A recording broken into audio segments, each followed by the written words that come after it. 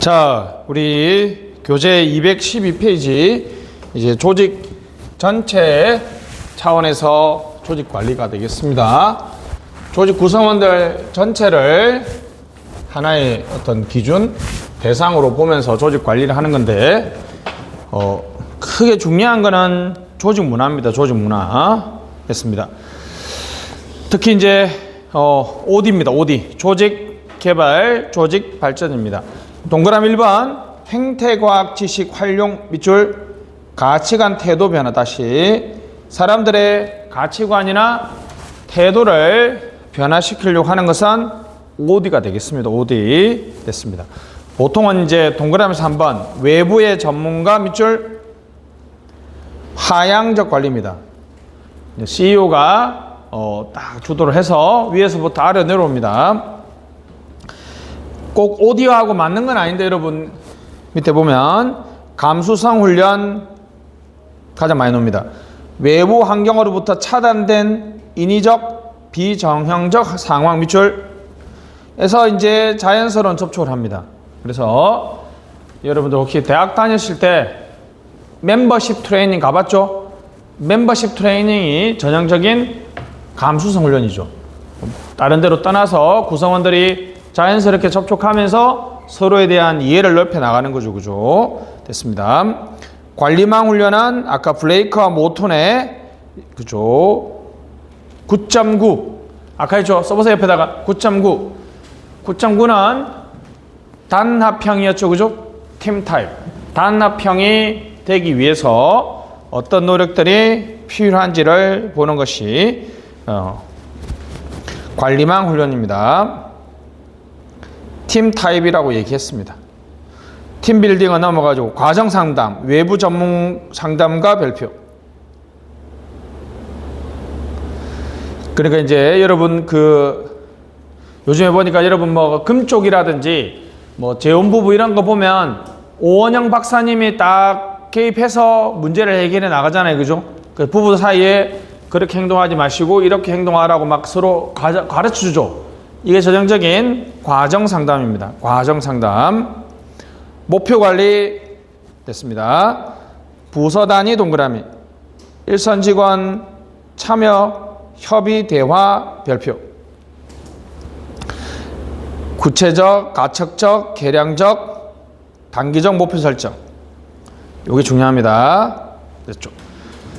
잠깐만 설명하면 이렇게 이제 조직이 이렇게 되어 있습니다. 그죠? 그럼 이렇게 이제 부서 단위로 우리 저번에 여기 자재 업무를 담당하는 자재과가 있습니다. 그죠? 그러면 이제 여기 직원들이 이렇게 있겠죠. 그죠? 그럼 자재 과장님하고 직원 사이에 상관과 부하 사이에 전통적으로 관리를 하면 자재 과장님이 그냥 직원들한테 이번 달까지 몇 개씩 다 채우라고 지시할 거 아니에요. 그죠? 그러면 구성원들이 위에서 시키면 우리가 인간이 시키면 또 하기 싫어요. 그죠? 그때 아까 우리가 로커의 목표 설정 이론에 의하면 구체적인 목표가 동기부여에 도움이 된다 그랬죠. 자, 보세요. 그러면 직원이 상관하고 참여하고 대화를 합니다. 이번 달에 자재 200개 채워. 요즘에 우크라 전쟁 때문에요 50개밖에 못할 것 같아요. 그렇게 얘기하면 그래? 그래도 한 150개 정도 채워야 되지 않을까? 제가 노력해서 한 80개 정도는 해보겠습니다. 오케이.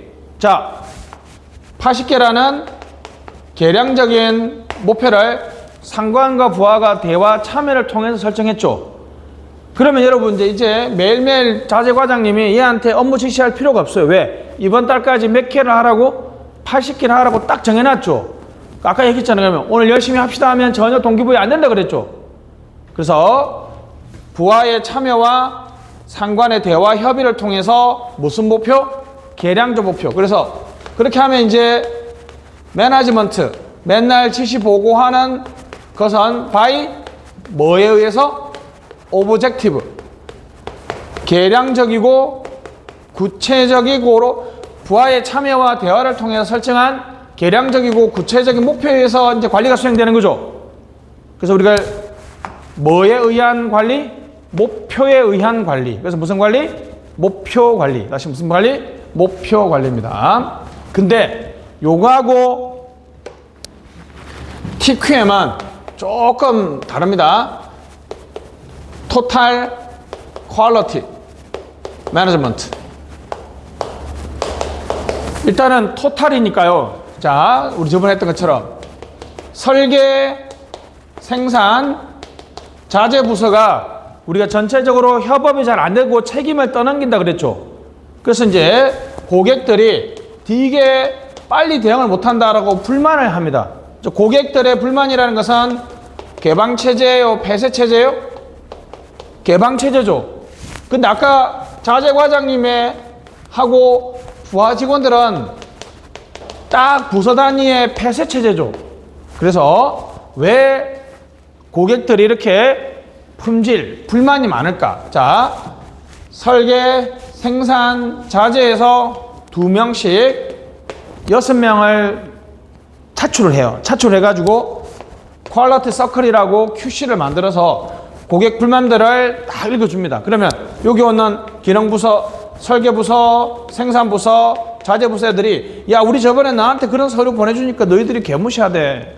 그런가? 이렇게 해서 자꾸 이제 지속적인 의사소통을 해요. 그래서 이렇게 해보자 해서 돌아가서 두 명 다시 돌아가서 얘기를 하면 갑자기 생산부서 애들이 우리가 왜 해야 되는데? 쟤들 얘기 들어보니까 이런 게 좀 잘 안 된다 그러더라. 서로 계속 전체적인, 다시 뭐라고? 토탈. 전체적인 의사소통을 통해서 고객들의 불만을 최대한 잠재우고 고객들이 요구하는 무엇을 달성하려고 하는? 퀄리티를 달성하려고 하는. 자, 갑니다. TQM은 퀄리티죠. 여기는 자, 사전적이냐? 그냥 사후적이죠. 측정을 강조하니까 여기는 품질의 개선, 여기는 계량적입니다. 전체적이고 개방체제라면 여기는 부서 단위에 상대적으로 무슨 체제에 가깝다? 폐쇄 체제에 가깝다. 이렇게 얘기할 수 있어요. 한번 봅시다. 그래서 목표 관리에서 동그라미 2번 민주적 관리 밑줄, 동그라미 4번 결과지향적 별표, Y론 별표. 자, 1972년 미국에서 도입되었다가 닉슨 정부에서 폐지되었습니다. 닉슨 정부에서 도입되었습니다. 밑줄 쫙.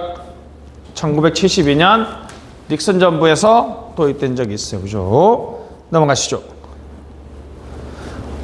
MBO와 OD 비교는 넘어가시고 다음 페이지 아라비아 3번 토탈 퀄리티 매니지먼트 TQM입니다. 고객 욕구 충족 밑줄. 고객을 고려하면 개방체제예요? 폐쇄체제예요? 개방체제. 대내 관점이 아니라 대외 관점이죠. 모든 직원의 참여, 지속적 의사소통. 동그라미 2번 사전적 예방적 관리. 이제 고객의 요구를, 불만을 줄이기 위해서 사전에 문제 업무 처리 방식을 바꿔주는 거니까 사전적 예방적 관리. 자, 3번 조직 전체 동그라미, 전체 직원들의 대화 소통을 강조합니다. 밑에 요 표가 가끔 시험에 나옵니다. 자, 동그라미 1번 대내적이냐 대외적이냐, 계량적이냐 고객만족이냐, 폐쇄체제냐 개방체제냐, 양적이냐 질적이냐, 결과 중심이냐 과정 개선 중심이냐, 사후적이냐 사전적이냐. 좀 완전히 구분되죠? 그래서 MBO와 TQM의 구분은 시험에 가끔 나오니까 넘어가시고, 존 코트의 변화 관리입니다. 다음 페이지. 존 코트의 변화 관리는 변화 관리의 8단계가 있는데 넘어갑시다. 그레이너도 넘어가. 다음에 봅시다. 잘 안 나오니까. 조직 진단, 문제점 발견, 미래 바람직한 상태로의 변화 노력. 됐습니다. 진단 내용은 잘 안 나오고요. 진단 과정에서 환경 진단, 기능 진단, 구조진단, 인력진단, 프로세스, 과정진단, 문화진단인데 이걸 관리진단을 넣어서 놓거든요. 관리진단 없다 밑줄 이것만 기억합시다. 관리진단은 없다. 다음 페이지. 전략관리는 이게 이제 수학 분석이라고 하거든요. 수학 분석. 자, 갑니다. 수학 분석.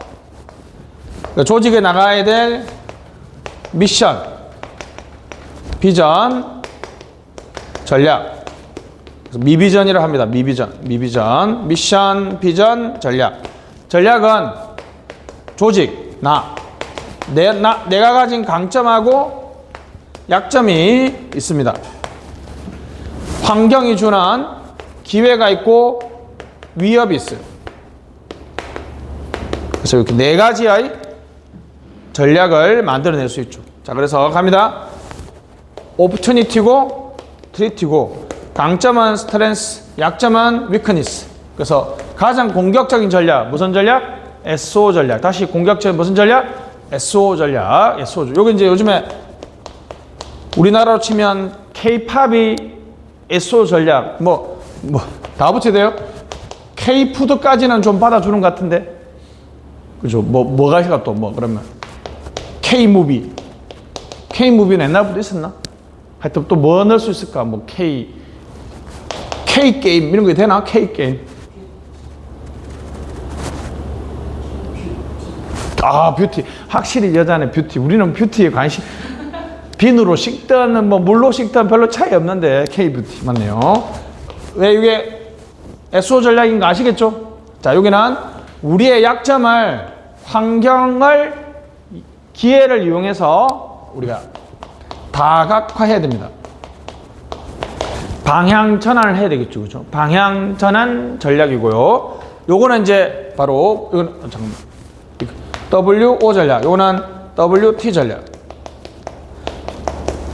여러분들이 이제 보통 이게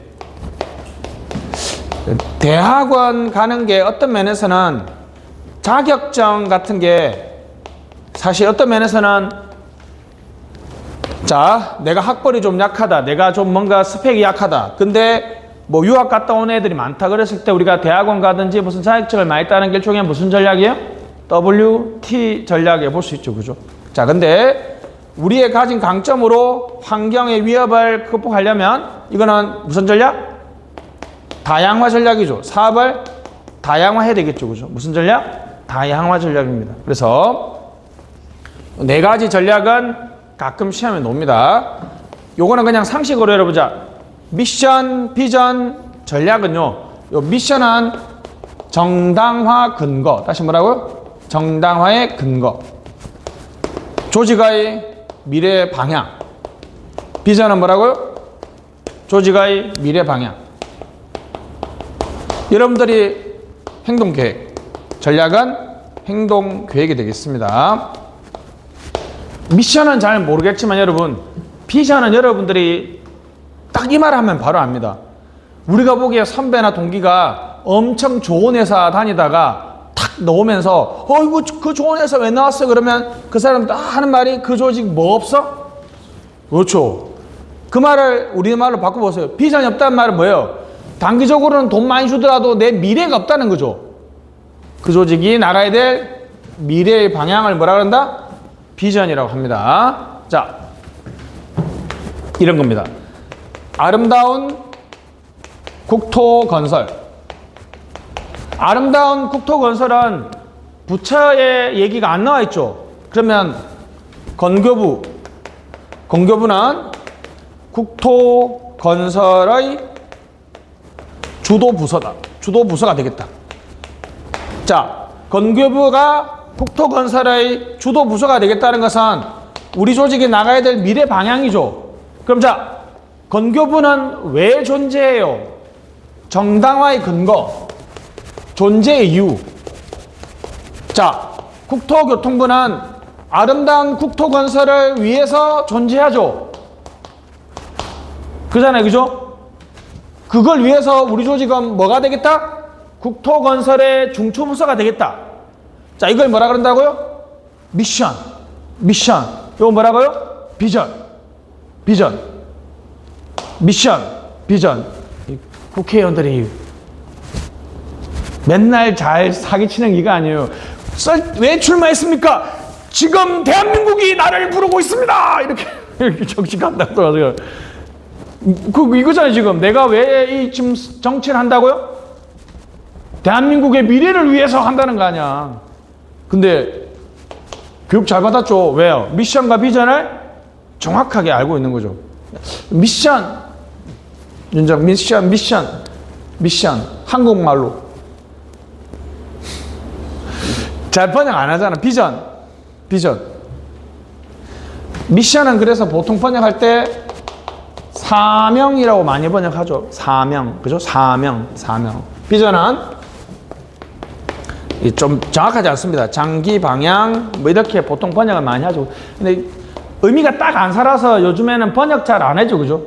됐습니다. 미션, 비전입니다. 개념만 좀 잡으시면 되겠고, 넘어갑시다.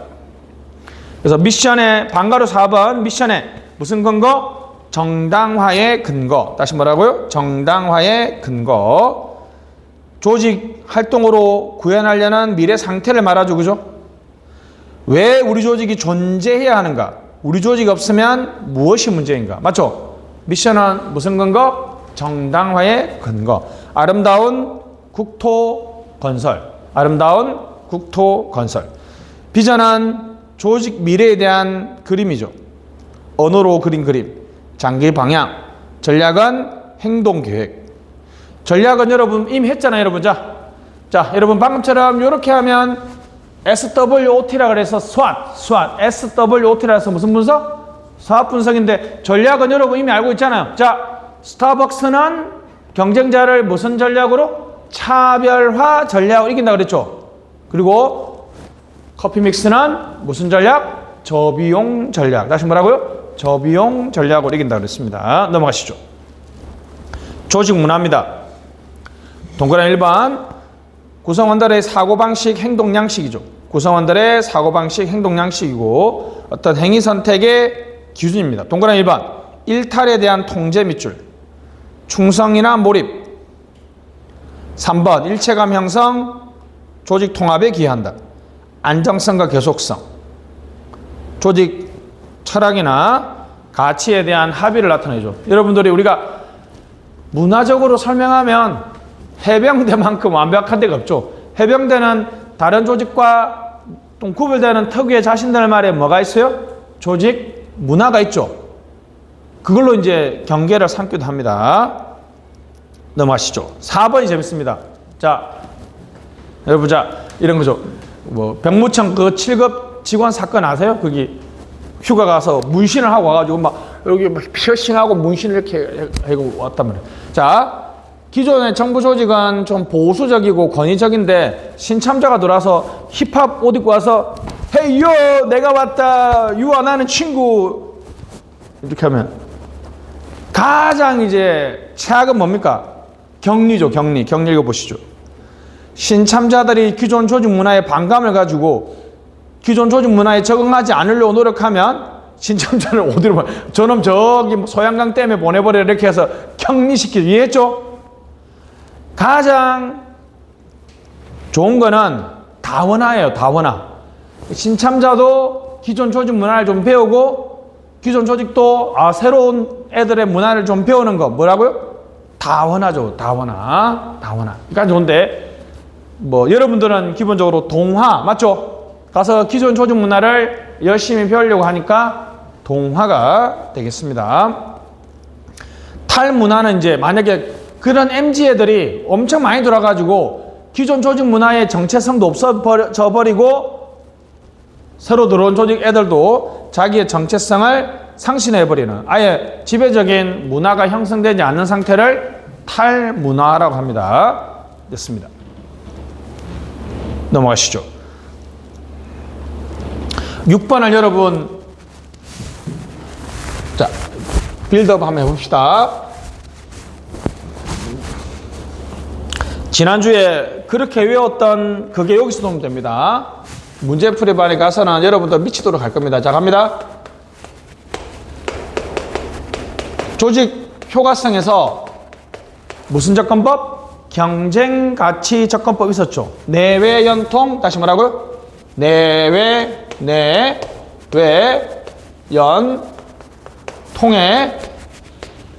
조직 효과성 모델에서는 개인내압이었거든요. 개방체제, 인간관계, 내부과정, 합리적 목표 모형인데 이거는 조직 효과성이고 조직 문화적 측면에서 개방체제, 자, 이런 얘기야. 개방체제라는 모형에서 적합한 문화는 혁신문화입니다. 여기는 집단문화예요. 내부 과정에서는 위계문화고 여기는 합리적 목표 모형이니까 무슨 문화? 합리문화. 합리문화. 그래서 혁집위합 시작. 내외연통 혁집위합 시험에 엄청 잘 나옵니다. 혁신문화는 여러분 외부를 지향하니까 그죠? 고객, 환경을 중시하겠죠. 유연성을 강조하니까 신축적이고 탄력적이겠죠. 그죠? 반대로 여기는 내부의 통제, 위계문화, 딱 봐도 뭡니까? 상명하복, 규칙, 명령, 준수. 자, 갑니다. 그래서 내부의 내자, 외부의 외자, 유연의 연자, 통제의 통자. 일사분면 혁신문화, 발전문화라고 하기도 합니다. 혁신, 진치, 모험, 역동성, 시행착오, 신제품 개발, 혁신, 독창성. 리더가 혁신가가 돼야 되겠죠? 이사분면 집단문화는 관계지향 문화라고 합니다. 합의문화, 공동체문화, 인간적이고 가족적이고 참여적이고 팀워크. 왜냐하면 내부의 구성원들을 강조하는 거니까, 그죠? 내부 지향은 여러분 구성원이라고 했습니다. 구성원. 외부는 환경이죠. 자, 3, 4분면 위계문화는 공식적이고 관료적입니다. 왜요? 통제지향이죠. 통제지향이면 절차, 규정, 규칙을 강조하고 안정성, 지속성을 강조하죠. 합리문화는 외부의 통제입니다. 과업지향 문화라 그러고 성과, 업적, 목표 달성, 경쟁적 분위기, 계획 수립과 추진, 성과 달성을 강조합니다. 요거는 키워드를 던져놓고 그걸 맞추는 걸 시험에 많이 나옵니다. 자, 다시 내외연통 혁집위합입니다. 밑에 내용은 여러분들이 다음에 읽어보시고. 됐습니다. 레빈 필드 시올입니다. 그래서 행동의 필드, 장을 바꿔줘야 된다는 거죠. 됐습니다. 해빙 단계가 있고요. 그 다음에 변화 단계가 있습니다. 순동내가 있습니다. 순항, 동일화, 내면화가 있습니다. 레빈 이론이 잠깐 설명하면 여러분 이제 잠갑시다. 이거 여러분 들어보면 한 번쯤 들어봤던 그 실험입니다. 여러분 자 보세요. 2차 대전 당시에 미국에서 돼지고기.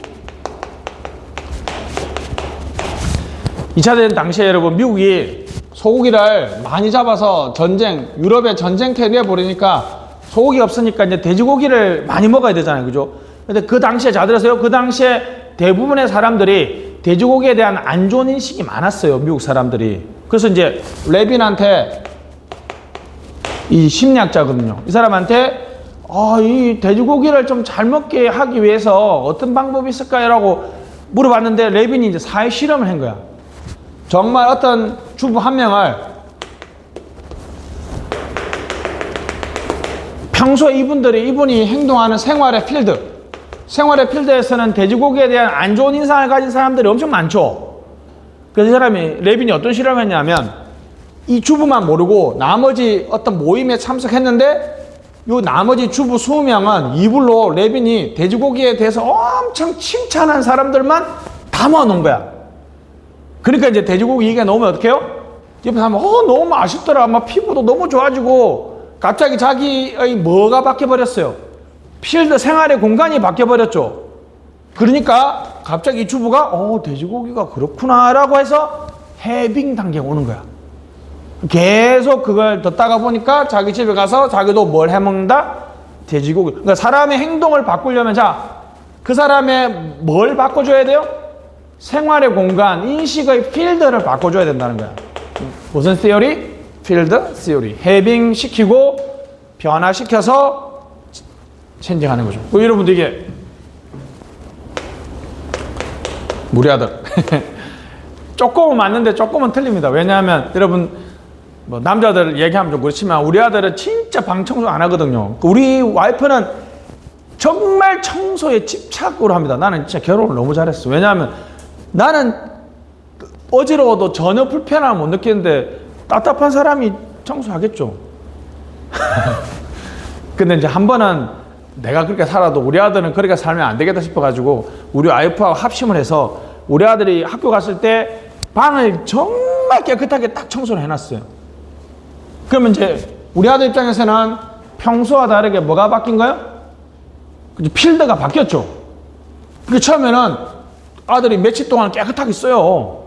근데 이제 아빠가 깨끗하게 안 쓰니까 이제 다시 따라해서 이제 하는데, 만약 우리 아들이 이런 생활교육, 그러니까 템플스테이나 이런 걸 가는 이유가 뭡니까? 뭘 바꿔주려고 하는 거예요? 그렇죠. 필드를 바꿔주려고 하는 거죠. 그죠? 조직인들이 열심히 일하고 열심히 생활하기 위해서는 그 사람들의 무슨 공간을 바꿔줘야 된다? 생활의 공간, 인식의 공간을 바꿔줘야 됩니다. 무슨 시어리? 필드 시어리. 넘어갑시다. 자, 조직론은 다 끝났는데 공공조직의 특수 형태입니다. 공공조직의 특수 형태. 조직 구조나 관리 측면에서 조금 다른 거 됩니다. 책임 운영기관 별표, 공공성 유지, 경쟁 원리, 성과 관리, 강화 필요성 별표, 성과에 대한 책임. 됐습니다. 경쟁 원리를 구현할 수 있거나 성과 관리를 강화할 필요성이 있는 거 됐습니다. 정부가 수행하는 사무 중에서 공공성을 유지하니까 됐습니다. 그러니까 여러분, 정부가 운영하는 사무니까 요 직원들은 다 공무원이 알았죠? 다시, 정부가 수행하는 사무야. 다시 뭐라고요? 정부가 수행하는 사무 중에서 공공성을 유지하면서도 경쟁 원리를 적용할 수 있는 것을 말합니다. 특징에 집행사무의 책임 운영기관화 별표, 이 개념이죠. 집행사무는 결정사무가 아니라 정책기능 X, 결정기능 X. 정책기능이 아니라, 결정기능이 아니라 뭐라고요? 집행사무를 책임 운영기관 한다는 거죠. 책임 운영기관 해서 주무장관과 기관장 사이의 성과계약을 체결하고 운영상의 자율성을 부여합니다. 결과는 행안부 장관 별표. 자, 책임 운영기관 평가는 누가 한다? 행정안전부 장관. 자, 여러분, 너무 그렇죠, 그죠? 자, 문화체육관광부 밑에 소속기관 중에 국립중앙극장이 있습니다. 남산 위에 있어요. 국립중앙극장이, 자, 문화체육관광부의 무슨 기관이라고요? 소속기관이에요. 오늘 오전에 했는데 소속기관은 중앙행정기관의 부속기관이든 특별 지방 행정기관을 말합니다. 자, 이 소속기관 중에서 국립중앙극장이, 근데 국립중앙극장은요, 112, 119와 다른 게 뭐가 있어요? 뭘 받아요? 공연 유치하면 돈을 받죠. 그러니까 성과 측정이나 성과 관리가 가능하거든요. 자, 보세요.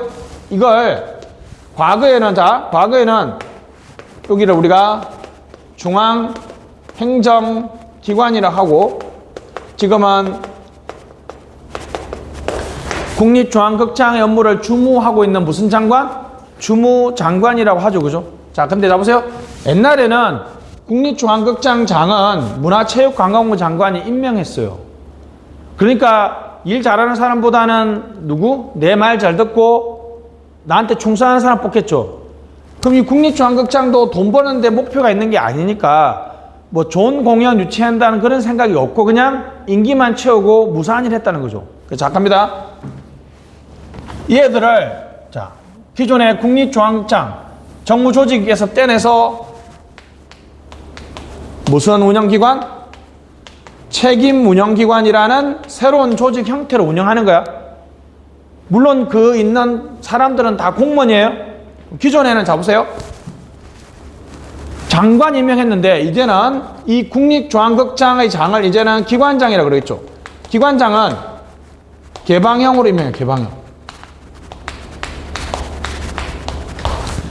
그러니까 국립중앙극장은 문화적 업무를 잘하는 사람을 임명해서 좋은 공연을 유치하는 게 중요하지 않습니까? 그죠? 개방임하고 기관장하고 요 주무장관 누구요? 문화체육관광부 장관하고 성과 계약을 체결하면 운영상의 자율성을 줘서 과감하게 성과급이나 성과 관리를 합니다. 마치 기업처럼 운영하도록 만들어주는 조직. 무슨 운영기관? 책임 운영기관. 다시 무슨 조직? 책임 운영기관인데 갑니다. 행정형 동그라미 자체 수입 2분의 1 이하 밑줄.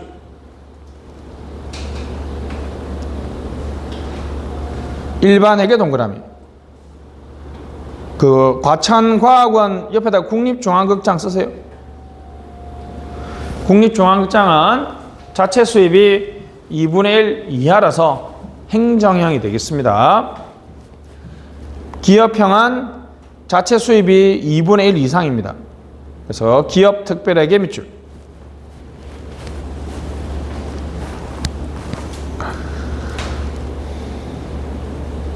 위치에 따른 분류하고 사무에 따른 분류는 넘어가겠습니다. 위치에 따른 분류는 이제 소속 기관을 책임 운영기관 하면 소속 책임 운영기관이고요. 중앙 책임 운영기관은 중앙행정기관의 책임 운영기관. 그 옆에다 특허청 쓰세요.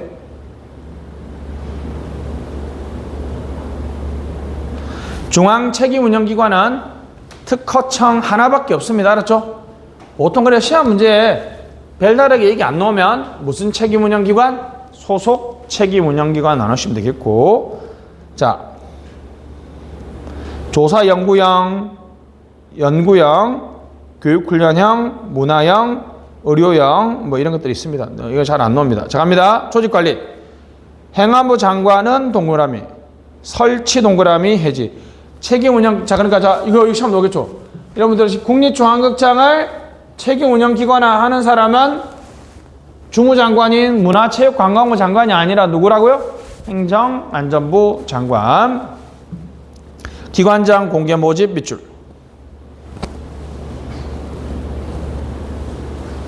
다음 페이지. 동그라미 4번. 책임운영기관장은 맨 끝에 기본 운영 규정을 제정합니다. 동그라미 5번. 네, 소속기관을 둘 수 있습니다. 소속기관을 둘 수 있다. 7번이 중요합니다. 이게 오해하면 안 됩니다. 여러분, 자, 만약에 여러분, 기관장, 요게 시험에 잘 나옵니다. 운영상의 자율성을 준 것 같아서 요 책임운영기관의 기관장이 요 직원에 대한 임명권을 행사할 것 같은데 아니에요.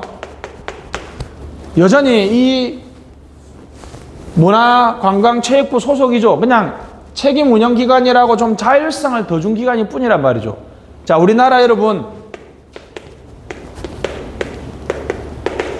자, 나중에 다음 주에 인사행정이 하겠지만 여러분들이 국가직에 붙으면 그냥 이렇게 하면 안 되지만 갑시다. 그죠? 5급 이상 공무원에 대한 임용권자는 누구예요? 대통령. 국가직에 한정하는 거야. 6급 이하는 중앙행정기관장입니다. 내가 통계청에 6급 이하면 통계청장이겠죠. 내가 문화관광체육부의 공무원이면 6급 이하면 누구라고요? 문화체육관광부 장관이겠죠. 그죠? 그래서 요거 시험 잘 나옵니다. 마치 자율성을 줘서 기관장이 그 직원에 대한 임명권이 있는 거라 생각하지만 직원에 대한 임명권은 동그라미 7번. 중앙행정기관장 동그라미. 소속 공무원에 대한 일체 임용권을 갖습니다. 알았죠? 임용권. 책임운영기관장 임용권 행사하는 거 아닙니다. 시험에 엄청 잘 놉니다. 알았죠? 좋습니다. 밑에 당구장 표시. 고위공무원단에 속하는 공무원을 제외한 소속 직원 임명권을, 왜냐하면 고공단은 대통령이라 쓰세요. 대통령이 임명권을 가집니다. 임용시험은 기관장이 실시합니다. 시험만 실시했을 때. 재무관리. 책임운영기관 특별회계니까 기업형이죠. 책임운영기관 특별회계. 기업형은 계정별로 중앙행정기관장 별표. 이것도 기관장이 아니라 누구? 중앙행정기관장이 운영하고 기재부 장관이 통합관리합니다. 기재부 장관이 통합관리한다. 됐습니다. 다시 이것도 기관장 아니에요. 기관장이 아니라 누가? 기재부 장관이 통합관리합니다. 양가로 3번. 책임운영기관 운영위원회가 나와 있습니다. 행안부 장관 별표. 요거만 기억하면 돼요. 행안부 장관이 설치, 해지, 평가하니까 운영위원회는 어디 있다? 행정안전부 장관한테 있습니다. 행정안전부 장관한테 있어요. 공기업 가시다. 공기업. 국가 또는 지방자치단체가 직접 설립하거나 사실상 관리. 여러분 몇 프로, 지분이 몇 프로 이상이야 내가 관리할 수 있다고 해요? 50%. 사실상 관리 위에다가 50% 이상이라 써세요. 50% 이상. 50% 이상이면 내가 관리할 수 있으면 전부 다 공기업이다. 이렇게 볼 수 있습니다. 공기업은 공공성의 원칙, 기업성의 원칙을 동시에 구현하려고 하는 것이 우리 공기업의 기본 취지입니다. 넘어가시죠. 221페이지에 우리나라 법원 양가로 아라비아 3번 공공기관 운영법 별표. 시험에 엄청 잘 나옵니다. 공공기관 운영법에 의하면 직원이 얼마 이상? 300명 이상, 200억, 자산 규모 30억. 요거 꼭 외워야 됩니다. 자, 직원 300, 200, 30. 기획재정부 장관 별표. 헷갈리죠, 여러분? 자, 책임운영기관은 행안부 장관이 관리한다 그랬죠. 평가도 행안부 장관이 하지만 우리나라의 모든 공기업들은 기획재정부 장관이 관리합니다. 공공기관이 아닌 것, 상호부조, 지방자치단체가 설립하는 것. 그러니까 지방공기업법은 옆에다 써서 지방공기업법 쓰세요. 지방공기업법. 그러니까 여러분 인천시의 공기업들은 공공기관 운영법의 규율을 받지 않습니다. 알았죠? 됐습니다. KBS, EBS 아니고 한국은행, 금융감독원도 무자본 특수임 됐습니다. KBS, EBS, 한국은행, 금융감독원은 공공기관이 아닌다는 거 됐습니다. 자, 한번 해볼게요.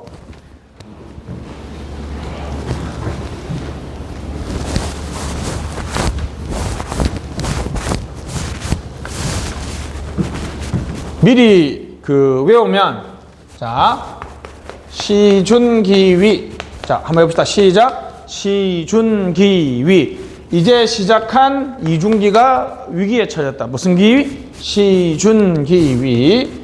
우리나라의 공기업은 시장형 공기업하고 준시장형 공기업이 있어요. 다시 뭐라고요? 시장형 공기업과 준시장형 공기업이. 다시 시장형 공기업과 준시장형.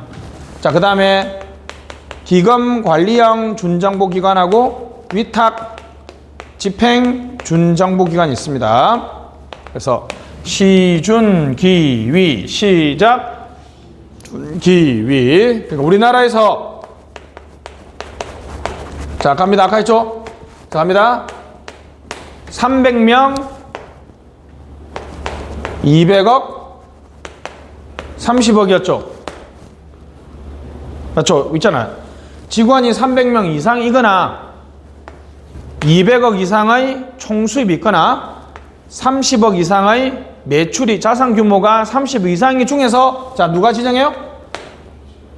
기획재정부 장관이 이제 공공기관으로 지정하면 자 중요합니다. 자체 수입이 50% 이상이면 공기업이요. 다시 자체 수입이 몇 프로 이상? 50% 이상이면 공기업이고 50% 이하라고 하지 마시고 디아더스 자 공공기관 중에서 무엇을 제외한 공기업을 제외한 모든 기관은 무슨 기관? 준정부 기관이에요. 다시 무슨 기관? 준정부 기관이에요. 무슨 기관? 준정부 기관입니다. 자 시장형만 시험에 놓습니다. 다시 뭐라고요? 시장형만 시험에 놓는데 자 요거 중요합니다. 요거 엔드 2조 원 이상이고 85% 이상인 동시 충족이 알았죠? 무슨 충족? 동시 충족. 시장형 공기업입니다. 자체 수입이 여러분 85%면 그냥 기업이잖아요. 그러니까 무슨 공기업? 시장형 공기업이 여러분 이걸 들으면 이제 우리나라에서 가장 연봉이 세다고 얘기하는 한전. 우리나라 10개 있습니다. 에너지 공기업들이 대표적으로 무슨 공기업이에요? 시장형 공기업. 준시장형은 또 디아드스야. 해봐요. 어떻게? 공기업 중에서 무엇을 제외한? 시장형 공기업을 제외한 모든 공기업은 무슨 공기업? 준시장형 공기업입니다. 근데 준시장형 공기업 중에서 자 보세요. 요거는 충족했는데 85%는 충족하지 못한 준시장형 공기업이 있습니다. 그죠? 그냥 시장형 공기업하고 2조 준이라고 할게요.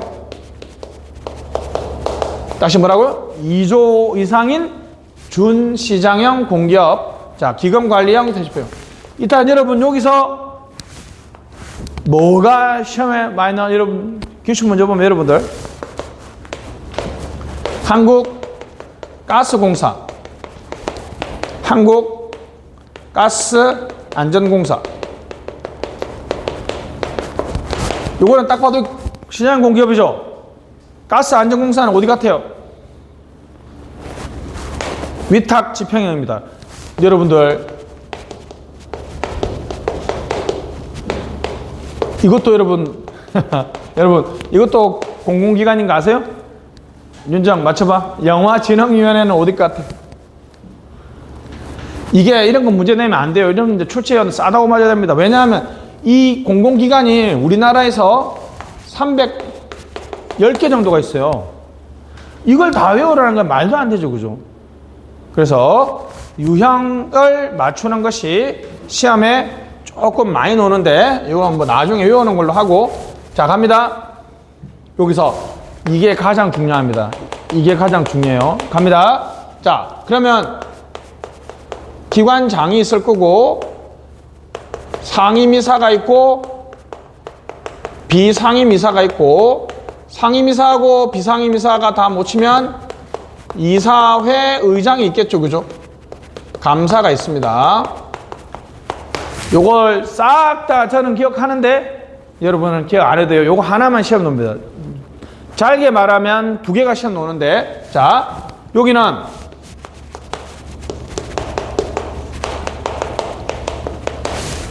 요거는 아무것도 필요 없어. 다시 갑니다. 자 짧게. 자 옛날에는 공기업의 사장님만 무조건 대통령 임명하고 준정부 기관의 기관장들은 모두 다 부처 장관이 임명했는데 요즘에는 상호 임명이 가능하니까 요렇게 다 가능하니까 차이가 없어요. 요거 하나가 아주 독특합니다.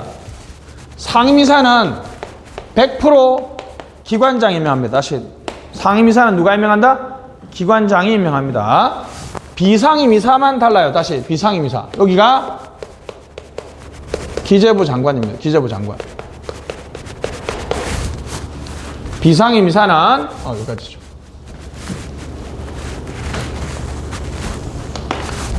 기재부 장관이 임명합니다. 기재부 장관이 임명하고 기금관리형하고 위탁집행형은 주무장관이 임명합니다. 여기서 이게 가장 중요합니다.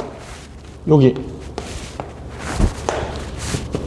이게 가장 차이가 나요. 자, 갑니다. 시장형 공기업. 다시. 자, 요거 두 개.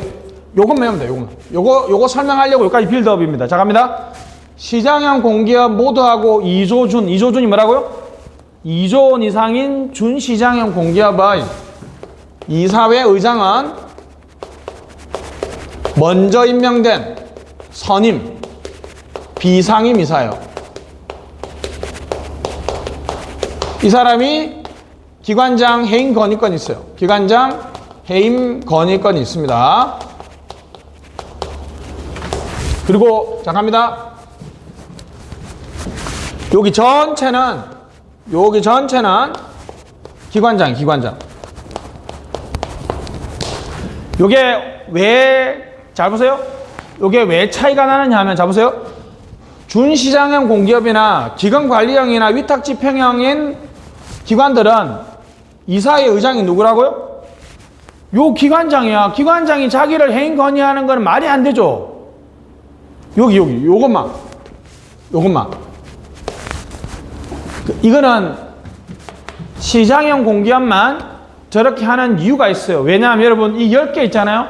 시장 공기업 10개의 자산이 나머지 애들 싹 다 합친 것보다 커. 얘들만 관리 잘하면 공공기관은 좀 관리를 잘한다고 할 수 있는 거야. 알았죠? 그래서 요게 시험에 나와야 되고 몇 번 나왔습니다. 나머지는 요런 거는 시험에 잘 안 나오니까 넘어가. 요건 안 해도 돼. 알았지? 그냥 한번 들어보면 되고. 시험 문제는 원초적으로 뭐가 나온다고요? 요거 어디에 속해? 기출 문제 한번 펴보면 여러분들 어떻게 해요? 행정학 공부하기 싫어지는 타이밍이 요 타이밍. 300개를 다 외워야 된다고요? 한번 봅시다. 222페이지. 거기 이제 갑니다. 시장형 공기업에 됐죠? 동그라미 3번 가스공사, 한전, 인천공항공사, 부산항만공사, 석유공사, 항목광물수장, 옆에다가 콤마 찍고 도로공사 써서 한국도로공사. 한국도로공사가 시장형 공기업으로 올라섰습니다. 그래서 밑에 보면 준시장형 공기업에 한국도로공사 있죠? 그거 지워주시고, 준시장형 공기업에 한국도로공사는 올해 시장형 공기업으로 올라갔습니다. 알았죠? 거기서 시험을 가장 많이 나오는 거는 한국가스공사가 시험을 가장 많이 나옵니다. 왜냐하면 위탁집행형에 가보면 세 번째에 보면 가스안전공사가 있죠. 단어에서 가스안전공사는 무슨 집행형이다? 위탁집행형이다. 됐습니다. 준시장형 공기업은 넘어가고요. 그 준시장 공기업의 맨 끝에 있는 거기 5번째인가 있는 그 한국토지주택공사가 여러분이 흔히 아는 LH죠. LH. 그죠? 기금관리형이 있습니다. 쭉 그 영화위원회가 있죠. 한국영화진흥위원회나 한국문화예술위원회는 기금을 관리하는 겁니다. 기금 관리하는 거. 언론진흥재단이나 한국무역보험공사, 한국원자력환경공단은 왠지 기금관리형 같은 느낌이 잘 안 들죠. 그죠? 시험에 한 번도 안 나왔습니다. 위탁집행형의 건강보험공단. 이거 중요하죠. 우리나라 흔히 말하는 4대 사회보험은요, 틀렸습니다. 건강보험관리공단은 기금관리형이 아니라 무슨 집행형? 위탁집행형입니다. 요게 좀 시험에 나왔으면 좋겠는데, 그죠? 넘어갑시다. 거기 밑에 방가로 4번에 시장형 공기업하고 2조 원 이상인 준시장에 이사회의장의 기관장 해임 건의권 있을 유자 별표.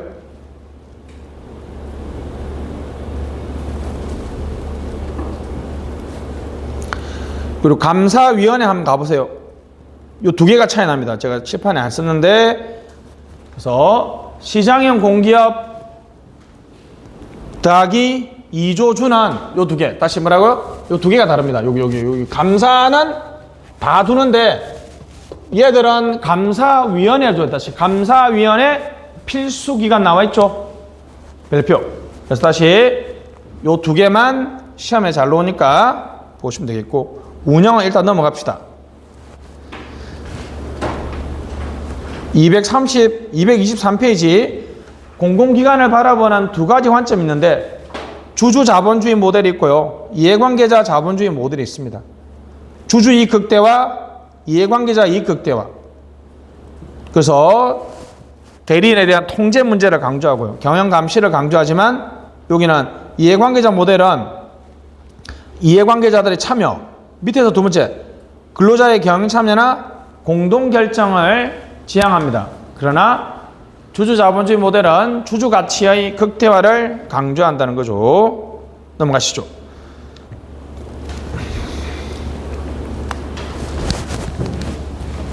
조금만 더 하고 마칠게요. 요거 하면 오늘 조직론 마칠 수 있을 것 같아요. 다 왔습니다. 뒤에 또 하는데, 자, 갑니다. 자, 책은 NPM적, 우리 서론을 했죠. NPM적 개혁이 강조되면 공기업을 뭐 하자는 논의가 많이 등장합니까? 민영화하자는 말이 등장하죠. 그죠? 자, 여러분이나 내가 아는 민영화는 이겁니다. 협의, 좁은 의미는 정부 소유를 누구로 바뀌는 거? 민간으로 바꾸는 거. 그래서 밑에 보면 협의의 민영화는 소유권의 변화를 강조하지만, 자, 다시 광의의 민영화는 운영 혁신까지도 포함해요. 다시, 그래서 우리는 일반적으로 협의의 민영화와 광의의 민영화를 나눠서 봅니다. 자, 도저 보시죠. 동그라미 2번, 협의 동그라미 소유권 변화, 국민주 방식, 특정 기업 매각, 황금주 방식 등이 있습니다. 내용은 안 나옵니다. 광의 동그라미 운영 방식의 변화, 민간 위탁이나 프랜차이즈나 바우처 등을 한 것도 광의의 민영화에 넣기도 합니다. 콜데리는 서비스 제공, 어레인지먼트 밑줄, 프로비전 어레인지먼트, 결정 동그라미, 서비스에 대한 프로덕션, 집행입니다. 집행을 구분해서 이렇게 다양한 공급 방식을 설계하고 있습니다. 이쪽은 협의의 민영화예요? 광의의 민영화예요? 광의의 민영화죠. 그죠? 소유의 변화만을 얘기하는 거 아닙니다. 자, 한 번씩 봅시다. 다음 225페이지. 장단점이 시험에 좀 잘 나옵니다. 장단점이. 자, 첫 번째는 민간 위탁이죠. 민간 위탁. 소비에서 배제 가능하고, 배제 가능하단 말은 요금제라고 써보세요. 요금제. 공공성이 상대적으로 낮지만 서비스의 안정적 공급을 위해서 정부가 개입합니다. 내용 보시면 버스, 택시, 청소, 시설관리, 교육훈련.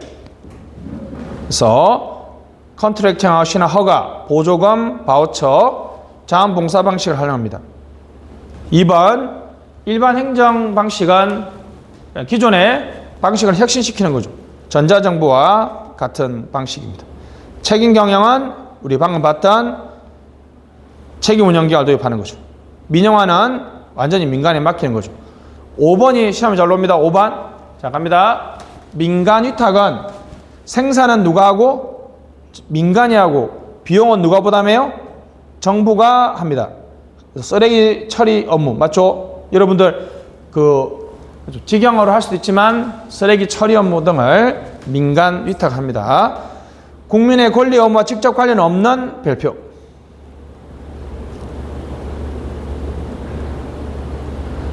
여러분 잘 아는 학교 급식이 대표적인 무슨 위탁이에요? 민간 위탁이죠. 그죠? 민간 위탁입니다. 자, 면허, 프랜차이즈는 구역 별표.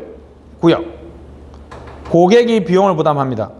버스 동그라미, 택시 동그라미. 여러분 버스 타면 누가 돈 내요? 여러분이 내죠. 택시 타면 누가 돈 내요? 여러분이 냅니다. 됐습니다. 그래서 버스나 택시 같은 거. 보조금은 생산자. 그러니까 여러분 복지법인한테 정부가 주는 것은 보조금이고, 여러분들이 지난달에, 요번 달에 15만 원씩 받았죠? 이것은 바우처입니다. 바우처. 국민에게 밑줄. 국민에게 이용권을 지급하면 바우처고, 복지법인에서 장애인들 돌볼 때 돈을 주면 그것은 보조금이 되겠습니다. 됐습니다. 자원봉사자는 여러분 보수를 받으면 자원봉사자가 아니죠. 여러분 실비하고 다른 거 알았죠? 여러분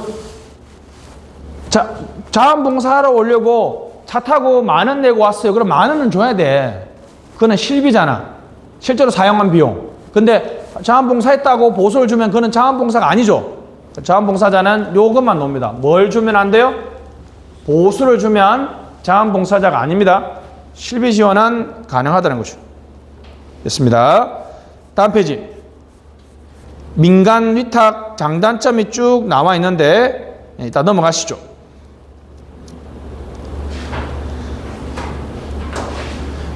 두 페이지 남았습니다. 227페이지. 바우처입니다. 쿠폰 구매권 밑줄. 요번에 받았던 여러분 그 지원금 정식 명칭이 뭐죠? 옆에 쓰세요. 민생회복 지원금이. 민생회복 지원금이 전형적인 바우처죠. 여러분한테 뭘 줬어요? 뭐 쿠폰으로 주기도 하고 포인트로 주기도 하죠. 그죠? 하여튼 중요한 건 뭡니까? 여러분한테 이용 권리를 준 거죠. 이용 권리를 준 겁니다. 재분배적 성격. 돈 맞죠? 많은 사람한테는 조금 주고 돈 적은 사람한테는 많이 주고 그랬죠. 됐습니다. 지급 대상은 넘어가시고 지급 수단 요즘에 여러분 대부분 다 전자바우처로 받았죠? 됐습니다. 효율성 측면에서 양가로 A. 소비자의 선택권 존중. 정부가 여러분한테 물품, 쌀, 라면 직접 사서 주면 여러분도 기분 안 좋잖아요. 그죠? 여러분이 그때그때 맞춰서 사용할 수 있도록 하는 것이 바우처의 장점입니다. 공급자 간 경쟁 촉진. 재분배 성격. 좌파에서는 아무래도 누구한테 더 많이 줘요? 사회적 약자들한테 우선적으로 지급하거나 더 많이 주기 때문에 사회적 약자한테 훨씬 더 좋습니다. 자, 단점은 넘어가시고 외부 내부 민영화 넘어갈게요. 다음 페이지. 요즘엔 이제 마지막입니다. 살라문이 이제 가끔 시험이 오는데 살라문은 Tools of Government 정책 수단 또는 행정 수단을 이렇게 4가지로 나눕니다. 직접성, 요게 가장 많이 나옵니다. 직접성이 높은 거는 그냥 제가 귀찮아서 외워버렸어요. 공직대경제, 공적보험, 공기업, 직접대출, 경제규제, 직접정보 제공, 정보소비는 우리 직접성이 가장 높죠. 공직대경제. 중간 정도인 경우가 조세지출, 계약, 사배규제, 벌금, 부가금, 공공기관에서 운영하는 보험 등이 있습니다. 낮은 경우가 이렇게 나와 있는데 직접성이 높은 것만 좀 기억 좀 해주시고 2번 강제성은 선택권의 유무입니다. 다시 선택권이 없으면 무슨 수단? 강제적 수단이고 선택권이 있으면 협력적 수단이죠. 민생회복지원금은 강제성이 중간 정도죠. 그죠? 그래서 바우처는 중간 정도입니다. 경제규제와 사회규제는 어찌됐든 간에 무조건 준수해야 되죠. 준수해야 되니까 강제성이 높습니다. 국방, 외교, 의무교육 119, 112는 여러분들 무조건 따라야 되잖아요. 그죠? 됐습니다. 중간 정도 낮은 경우가 있습니다. 이거 나중에 외우시고 자동성은 새로운 조직기구가 필요한지. 여러분 전자바우처는 별도의 집행조직이 필요 없죠. 그죠? 그러니까 자동성이 상당히 높고 전자바우처는 가시성도 높습니다. 왜냐하면 실제로 여러분들이 소비하는 순간 벌써 나오잖아요. 97% 이상 사용했다, 안 했다 이렇게 나오죠. 그죠? 됐습니다. 정책수단 유형이 또 나와 있는데 요거는 뭐 시험에 잘 안 나오니까 넘어가고 자, 오늘 여기까지 합시다. 오늘 좀 빨리 해서 조직도 마쳤고요. 다음 시간부터 인사행정은 여러분들이 들어봤던 말이니까 좀 쉽게 할 수 있습니다. 자, 수고하셨습니다. 박수!